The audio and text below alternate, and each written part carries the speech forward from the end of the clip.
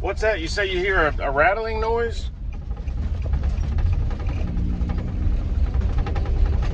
I'm trying to listen for it. Nope, not picking it up. So this morning I'm on the way to troubleshoot a one of those really skinny, slimline digital lever locks that goes on a glass storefront door. You know, I think it's made by Alarm Lock.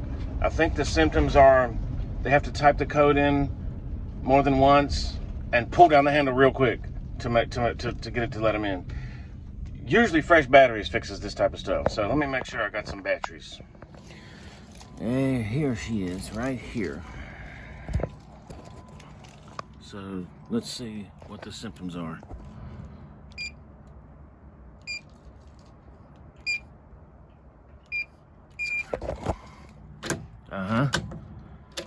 See that?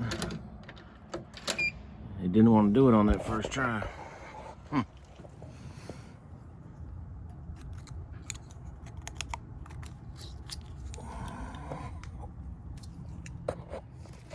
So before I take it off, let me test the key override. You put it in, you turn it. Yeah, that works.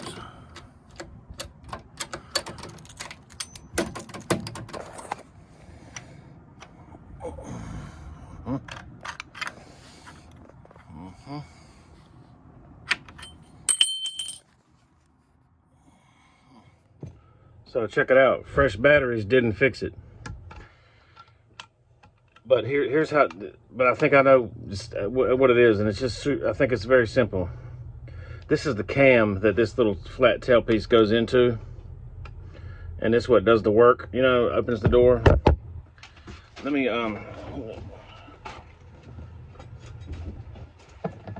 Yeah. So this has got a real simple job. It's got a place for the tailpiece. You know, and when the clutch, you hear the little zzz, and you turn the lever. Well, it's going to turn this, and that's going to turn that, and it's going to pull the latch in. This is very specific to this lock. And when you type the code in, there's a little clutch in here, and it goes zzz, and it actually pulls this tailpiece in, like, however, it's magic, and then it lets it engage. And then when you turn, see how when I turn the lever, it's turning right now. Can you see under my finger right here? And if I hold it out, look, it doesn't turn. See, so whatever goes on in there, the little zzz is just pulls it in. So that thing has to be able to travel in. The symptoms of this lock were you walk up to it, you type the code, it's lazy on the first couple tries, and then the next ones work. Well, I think it's as simple as I just noticed this thing was super, like the what used to be a light coating of grease, kind of, it just recently started getting cold around here.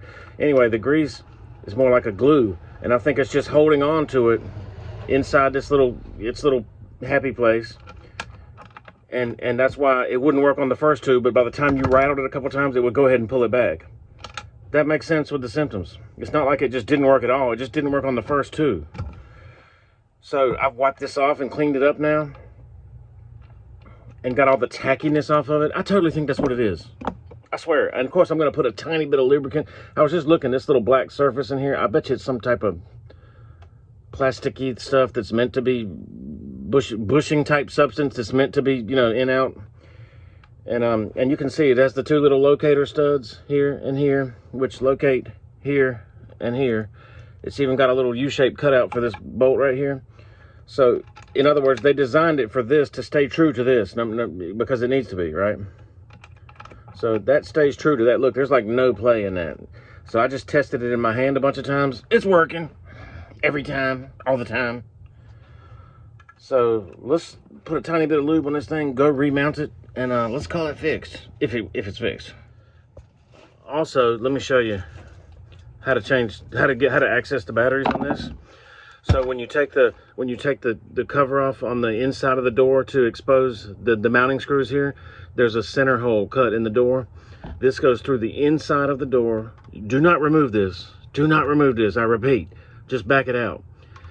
And all that does, watch, it pinches on the battery cover. I'm just unscrewing it a few times. Just unscrewing it a few times. Yeah, see? And it just drops it. See, the screw literally just pinches on it right here. There's the pinch mark. See that? See, it's got a little cavity for it. So that's that. I wanted to show that part. And it takes the style 123 Energizer batteries. What'd you say? What the heck are 123 style batteries? Oh, they're these little fatties. And they actually say 123 on them. All right, let's do this. So one more thing. On the older version of these, they literally look just like this, but they're way older. To change the batteries, they didn't have this little awesome screw right here. It had to where you had to have a key. You had to have that working key. And what you did to change those batteries was stick the key, insert it, turn it hard all the way to one way. It would push down on something and open a little trap door, and then that would allow you to, I think, access a screw or something. But it required you to have the key to change the batteries. You know how many people don't have keys to these things? All of them. So I remember I learned that. I remember that was a hard lesson I learned on. God, how do you, because people would start prying on these things and tear them all to pieces trying to just change the batteries. But if you think about it, you don't want the batteries accessible by anybody just walking up to it. You want it to be either a key holder or somebody that has access to the building, because it's all access from the inside. Okay, all right, good talk. Let's just test this. She good. All right. She's working good now, y'all.